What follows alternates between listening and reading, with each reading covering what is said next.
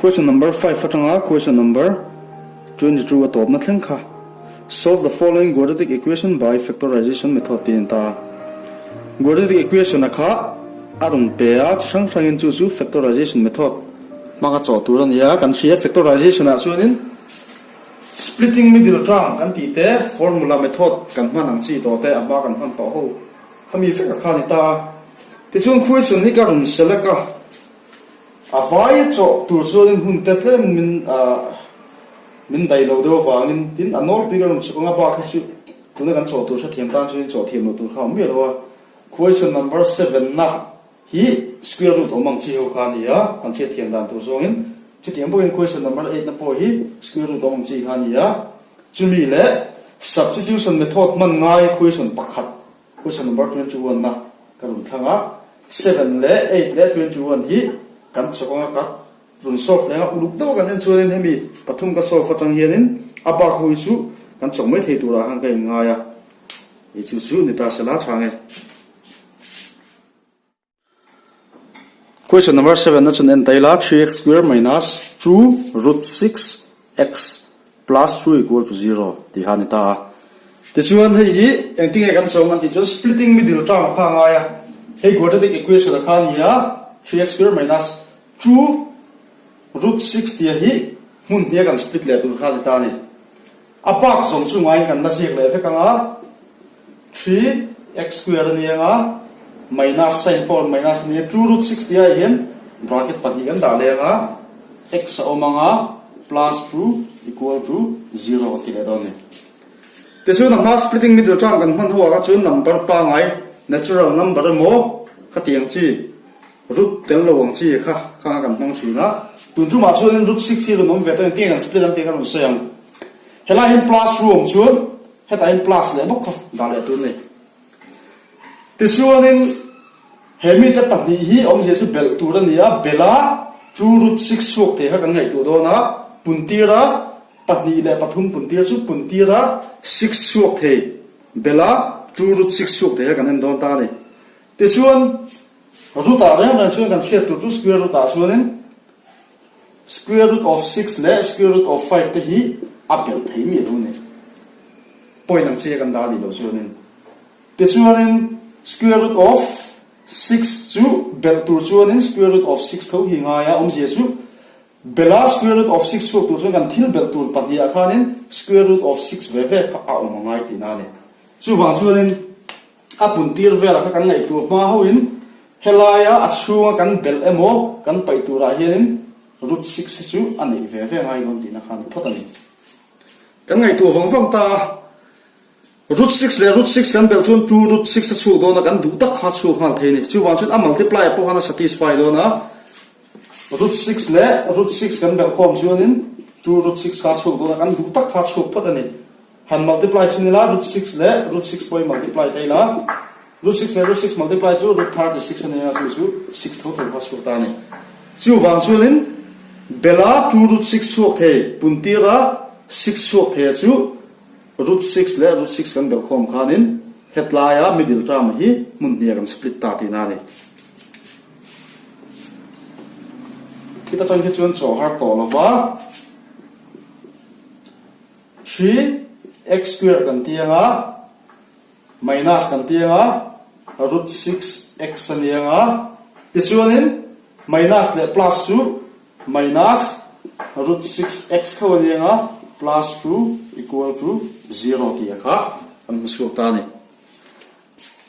ti chuan common te kan la le do na khita khianin thil dang lam do le kha om ta chu thil dang lam chu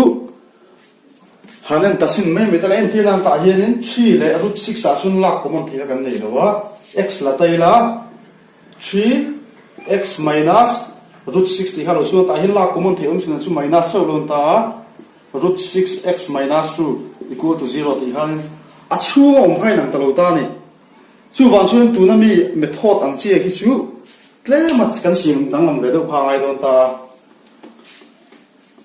kami tu ra kan tlem kan explain thui do le kanga root 6 chu kan hria root 2 le root 3 pun tir ani ti chuan hetlai root 6 po hi multiplication of root 3 and root 2 thâu kha ni le a this one in term of root 2 te in term of root 3 te in term of root 2 root 3 kha kan da the a ama ro chu hetlai 3 hi root 3 kha na lo om ve lo a chu wan chun heng tak hi kan siam ram tu lai khan ta ni na chi da kan soi to a 6 to multiply ta run chu root 6 le root 6 multiply ta nga 6 hi run chu kan ya this one 3 po ni sela root 3 le root 3 multiply ta nga run chu kan ni ma ya 2 po ni se root 2 le root 2 multiply ta nga run chu kan ta ni chu wang chu nin helaya 3 kan tia hian in root 3 into root 3 kan tia ha x square kan tiang this one helai 2 ai po hian root 2 le root 2 kun tir ni wangin root 2 into root 2 kan tia ha equal to 0 han don ta ni nva khachi ga soi lang root 6 tia ya chun root 2 le root 3 multiply khan ya this one root 3 tia chun root 3 le root 3 multiply ni 2 ai chun root 2 le root 2 this one in term of square root vek khan om ta khata tang kha chun common lak ta kha awol sam to ni chu su there of the pai dong ki kan ji ek tai la 3 ai a chun in root 3 into root 3 x square an ta ni root 6 ai a chun root 2 into root 3 x along ta helai po chu tian chi chun root 2 into root 3 x an dia root 2 ai a chun root 2 into root 2 equal to 0 han don ta ni tikhian hemi ngai kha kan na maintain rak thowa chuan achan de malam kha kan en ta heta chun la common the kan lo nei ta root 3 kan na common thea chu ba ka x kan na common thea ala bang tu chu root 3 pakhat le x ka la bang do ni minus an yenga root 3 kan la common to x kan la common to chun la bang tu chu root 2 kha ala bang tu kha ta ni ti chuan minus sign kan la heta po common lak thi kan nei ta chu root 2 lo ni ta la bang tu chu root 3 x minus root 2 ti kha ala bang tu na ni a ti chuan a chung mi a hanin root 3 minus root 3x minus root 2 root 3x minus root 2 ti kha ai nang chi chi kan mu suk ta hi patang ki chun x value zon kha ni to ma ya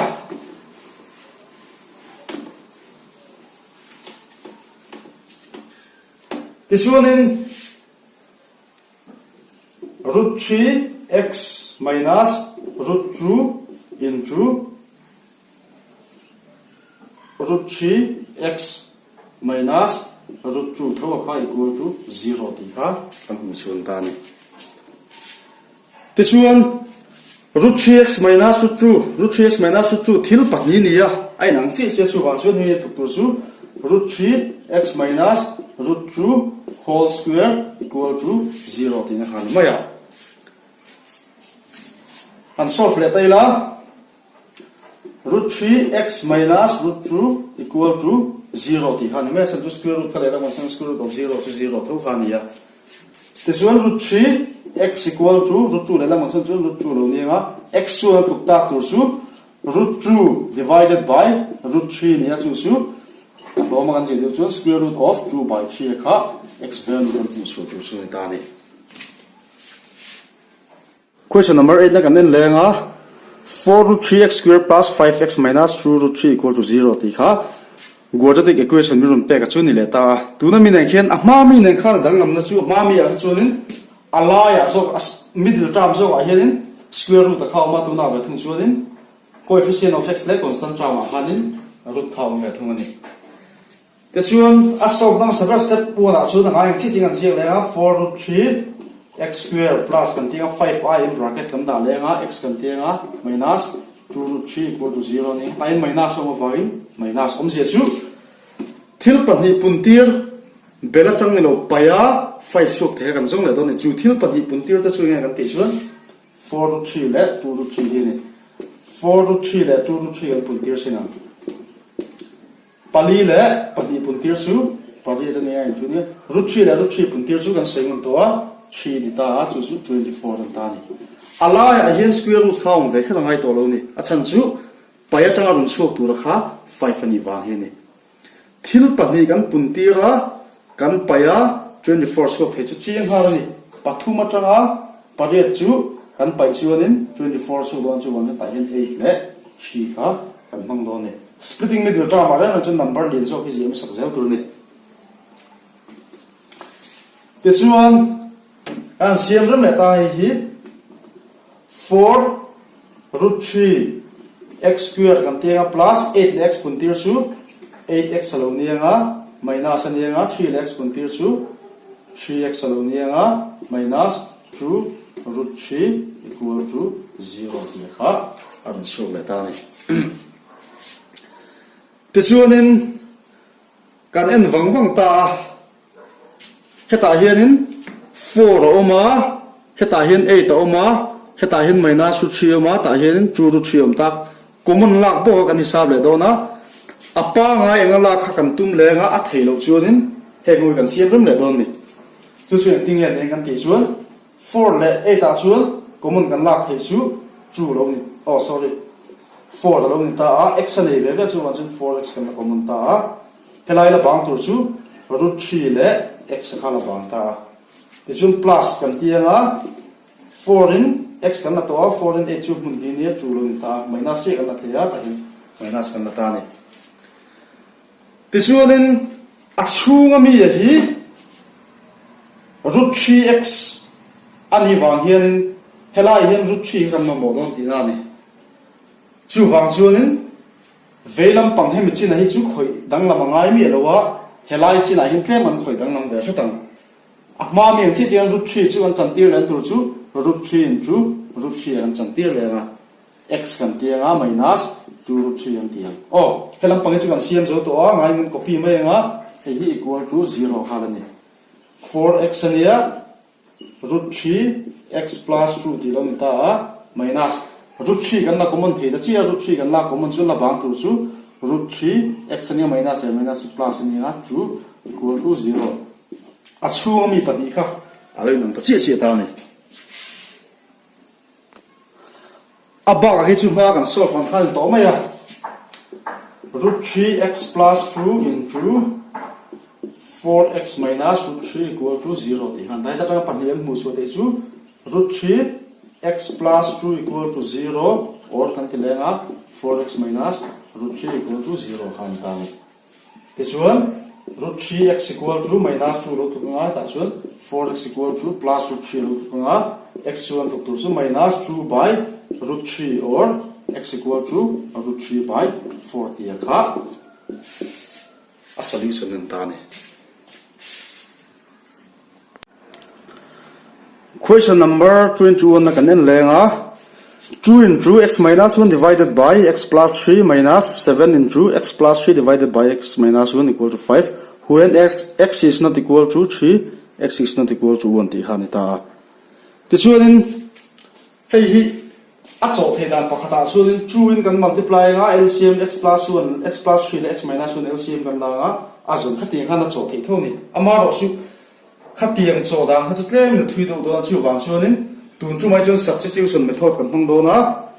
substitution method kan man theina chan po an chinang bracket chu mi hi pakha chaw a chun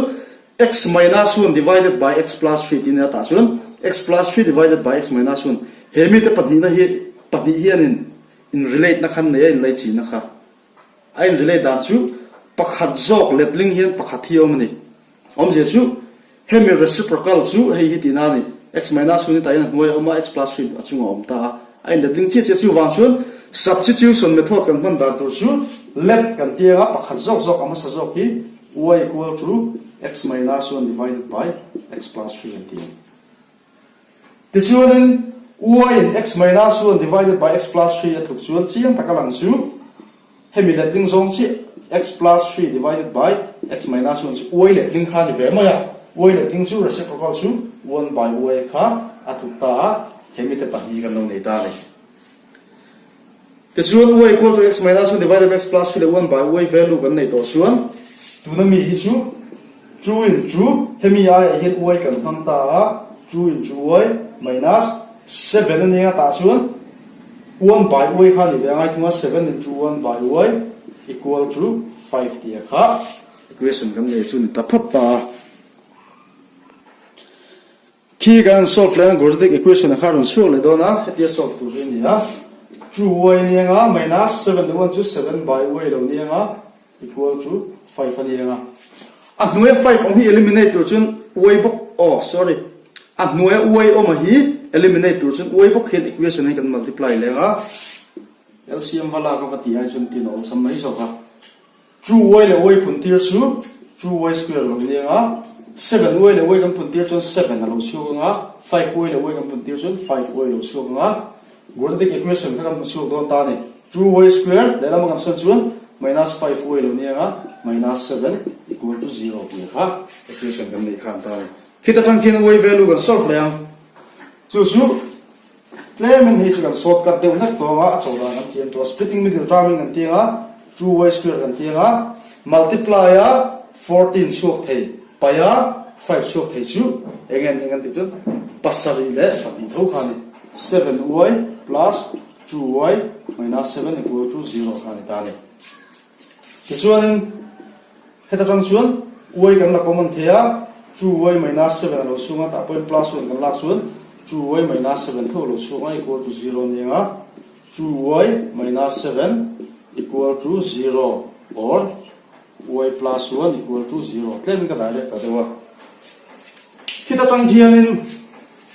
y value kha patni aron suak le do na zoom da su helai tang aron suak tur su 2y equal to 7 or kita tang chuan y equal to minus 1 ya y equal to 7 by 2 or